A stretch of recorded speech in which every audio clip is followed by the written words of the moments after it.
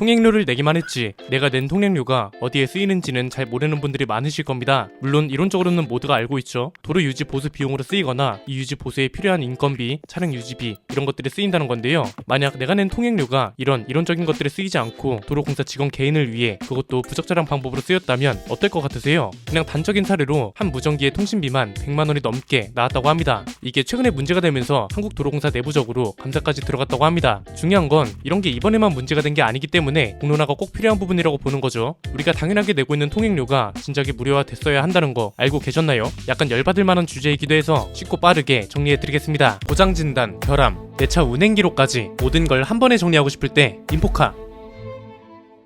최근에 문제가 되고 있는 건 이겁니다. 한국도로공사 일부 직원들이 부정 의혹에 휩싸였다는 건데요. 이 사람들이 뭘 했냐면 업무용 무전기가 있거든요. 이 통신망을 몰래 개인적으로 사용했다는 것 때문에 내부 감사를 받고 있다고 합니다. 그냥 쉽게 설명하면 이런 겁니다. 업무를 하려면 무전기가 필요한 직업이잖아요. 사고 현장에서는 특히나 중요하고 도로공사에서 쓰는 업무용 무전기도 우리가 흔히 생각하는 무전기의 한 종류입니다. 차이가 있다면 옛날 무전기는 특정 거리를 넘어가면 대화가 안 됐거든요. 그런데 요즘 나오는 디지털식 무전기는 거리 제한이 없습니다. 심지어 영상이나 문자도 주고받을 수 있다고 하는데 원리는 간단합니다. 스마트폰처럼 무선 인터넷망을 쓰기 때문입니다. 이 소리는 뭐냐면 얘도 스마트폰처럼 통신망을 쓰기 때문에 비용이 발생할 거잖아요. 어느 정도로 나오는지 보니까 우리가 쓰는 스마트폰이랑 비슷해서 월 평균 2만원 정도, 많이 나와봐야 10만원 내외라고 합니다. 그런데 작년 하반기에 도로공사 소속 무전기 한 대의 통신비가 한 달에 최고 114만원을 넘긴 걸로 나타났고 이건 평균치보다 50배나 많이 나온 겁니다. 다 그런 건 아니고요. 특정 지사의 무전기 2대에서 발생한 금액이고 이 무전기를 사용하는 사람은 해당 지사 소속 직원 3명이라고 합니다. 이것 때문에 도로공사는 업무용 통신망을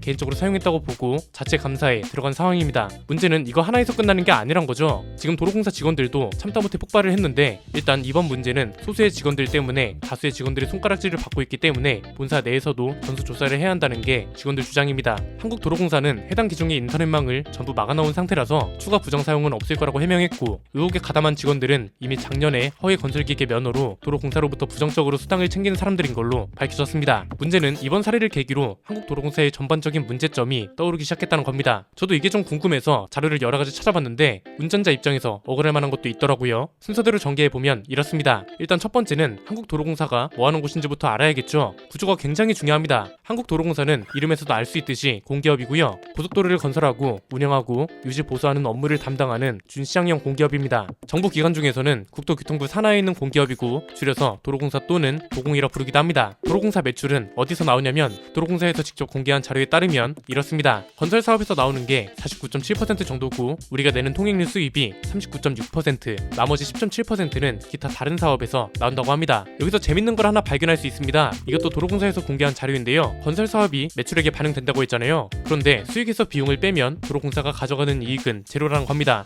통행료도 마찬가지입니다. 도로공사 설명을 보면 통행료는 자신들의 수입이 아니라고 합니다. 그러면 통행료는 뭐다? 도로를 건설할 때 투자한 비용이 있을 거잖아요. 이걸 통행료를 통해 회수하는 개념이다. 한마디로 본인들한테 가는 이익은 전혀 없다. 이렇게 설명하는 겁니다. 자, 이게 굉장히 중요한 내용이라 머릿속에 집어넣은 상태에서 이야기를 전개해볼까요? 방금 보신 세 가지 수입원 중에 기타에 해당되는 건 고속도로 휴게소 같은 데에서 벌어들이는 수입 있죠? 이런 게 집계에 포함되는 겁니다. 휴게소도 도로공사에서 운영하는 거니까 당연히 여기서 발생하는 수익이 도로공사에도 일정 부분 가는 거죠. 두 번째는 한국도로공사는 벌어들인 수익으로 뭘 하는 건지, 진짜 도로공사 말대로 수입은 이익이 아니고 온전히 회수 목적으로만 벌어들이는 돈이냐 이겁니다. 도로공사 실적 현황을 보면 매출은 꾸준하게 증가하고 있습니다. 2019년에 8조 7천억 정도였던 게 2021년에는 10조 5천억을 넘었고요. 영업이익은 반대로 1조 1240억 정도였던 게 2021년에 6200억 정도로 줄었습니다. 이게 영업이익은 줄어들긴 했지만 도로공사가 적자에 허덕이고 있다는 식의 기사도 많잖아요. 이런 기사와는 또 거리가 있어 보이네요. 도로공사가 벌어들인 돈으로 해야 하는 일은 뭔가요? 도로 순찰도 있고 도로에 떨어져 있는 낙하물도 수거하고 눈이 오면 염화칼슘도 뿌리고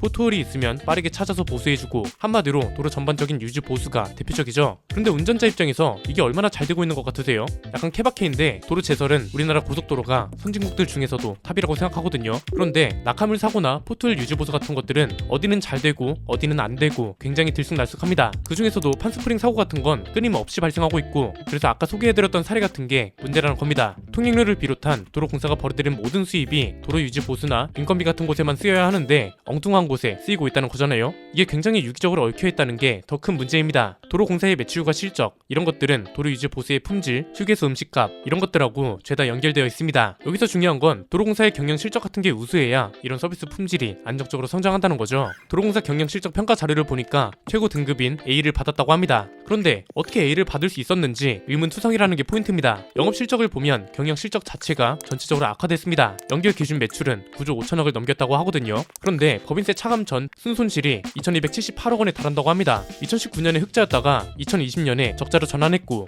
이 당시 적자는 무려 4,950억에 달했습니다. 운용 비용에도 빈틈이 많았습니다. 과도한 비용 집행이 있었던 게 아니냐는 의혹이 있는데요. 기존에는 53억 정도였던 집행 비용이 272억으로 늘어나는가 하면 금융상품 부문에서도 손실이 1,200억을 넘어섰다고 합니다. 유동 비율도 문제입니다. 이게 뭐냐면 현금 자산이 줄어서 단기간에 갚아야 할 현금 중 72%가 부족한 상태라는 겁니다. 부채 상태도 매년 늘어서 2020년 기준으로 1조 8천억을 넘어섰습니다. 돈 문제만 있는 것도 아닙니다. 산업재해 부문에서 사고 사망자 목표가 3명 이하라고 했는데 실제로는 5명이나 됐습니다. 이런 식으로 운영이 되고 있는데 어떻게 실적평가 A를 받을 수 있었는지도 모르겠고요. 이렇게 재무상태가 불안정한데 도로유지 보수는 제대로 할 수 있을지도 걱정입니다. 이런 이유들 때문에 지난 10월 국정감사에서 지지타를 받기도 했습니다. 휴게소 밥값도 비싸지고 고속도로 통행료도 비싸지고 직원 수당도 부적절하게 사용되고 이런 문제들이었는데요. 만약에 고속도로 휴게소에서 만원짜리 돈가스를 판다면 이 중에 4,100원이 휴게소 영업사원체한테 수수료 개념으로 가고 2,000원은 도로공사에 귀속된다고 합니다. 문제는 이게 현 직원들을 위해 가는 게 아니고 이 중에 일부는 도로공사 퇴직자 단체인 도송회에도 들어가고 있다는 거죠. 고속도로 휴게소 음식 가격이 소비자 물가 상승률 대비 과도하게 상승했다는 지적도 그래서 나왔던 겁니다.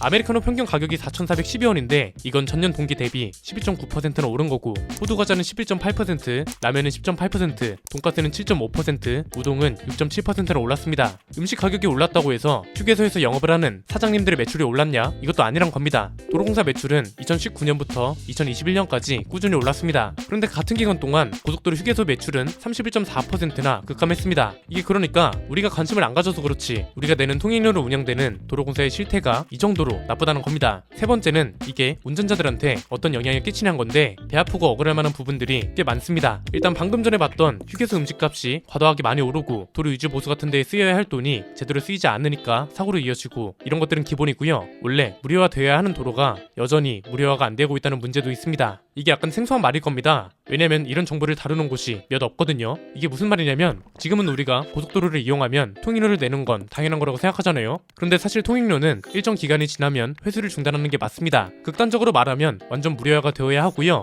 현실적으로 말하면 이익을 배제하고 도로유지 보수 정도에 필요한 비용만큼만 통행료를 받아야 한다는 겁니다. 좀 더 쉽게 말씀드리자면 아까 제가 보여드렸던 도로공사가 설명한 자료 있잖아요. 통행료는 자신들의 수입이 아니고 도로를 건설할 때 들어간 투자금을 회수하는 개념이라는 자료예요. 여기서 본인들도 오리를 범한 겁니다. 투자금을 회수하는 개념이라면 이 투자금을 모두 회수했을 경우에는 더 이상 통행료를 받으면 안 되는 거잖아요. 그런데 지금까지 이걸 실천한 고속도로가 있기는 한가요? 이건 실제로 유료도로법 시행령에도 나와 있는 내용입니다. 제10조에 보면 유료도로관리청은 법 제16조 규정에 의하여 30년 범위 안에서 통행료의 수납 기간을 정하여야 한다는 겁니다. 한마디로 도로가 개통되고 30년이 지나면 통행료를 받을 수 없다는 거죠. 그런데 경부, 경인, 울산 고속도로 이 세 군데는 이미 개통된 지 30년이 훌쩍 넘었거든요. 실제로 2001년에는 경인 고속도로의 통행료 부과를 최소화라는 소송도 있었는데 결국 패소로 끝났습니다. 여전히 무료화가 되지 않는 이유는 약간의 꼼수가 있었기 때문입니다. 도로공사가 통합채산자라는 걸 근거로 무료화를 안 하고 있는 건데 이건 무슨 개념이냐면 도로공사가 운영하는 고속도로가 30개 정도 되거든요. 이걸 각 도로별로 따로따로 보지 않고 아예 모든 고속도로로 한 묶음으로 보는 겁니다. 수익도 모든 고속도로를 합산해서 수지타산을 따지는데 예를 들면 이런 겁니다. ABC 세 고속도로가 있는데 A랑 B는 적자고 C만 흑자래요. 그러면 그냥 한국도로공사의 고속도로는 적자다 이렇게 보는 거죠. 경부고속도로에서 흑자가 났고 경인고속도로에서 적자가 났으면 이 적자를 경부고속도로 수입에서 메꾼다 이런 구조로 본다는 겁니다. 이게 진짜 문제가 되는 이유가 28개 고속도로 노선 가운데 투자비를 회수한 고속도로는 경부, 경인, 울산, 호남 지선 이렇게 4개밖에 안 된다고 합니다.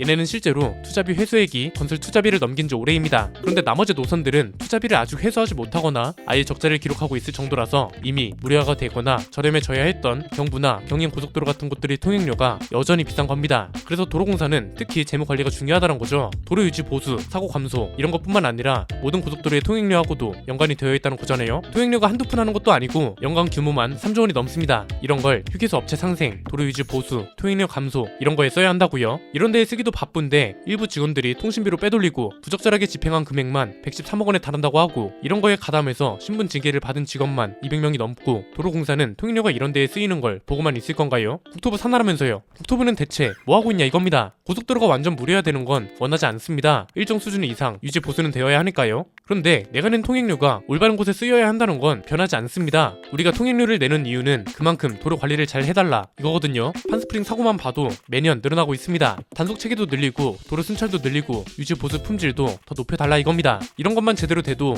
운전자들이 통행료랑 관련해서 불만을 품을 이유는 전혀 없다고 생각하고요. 도로공사 측에서 올해 상반기까지 해결책을 내놓는다고 했으니까 이제는 지켜보면 될 것 같네요. 오늘 내용은 여기까지입니다. 내용이 유익하셨다면 구독과 좋아요, 알림 설정 부탁드립니다. 지금까지 저는 안피디였습니다. 감사합니다.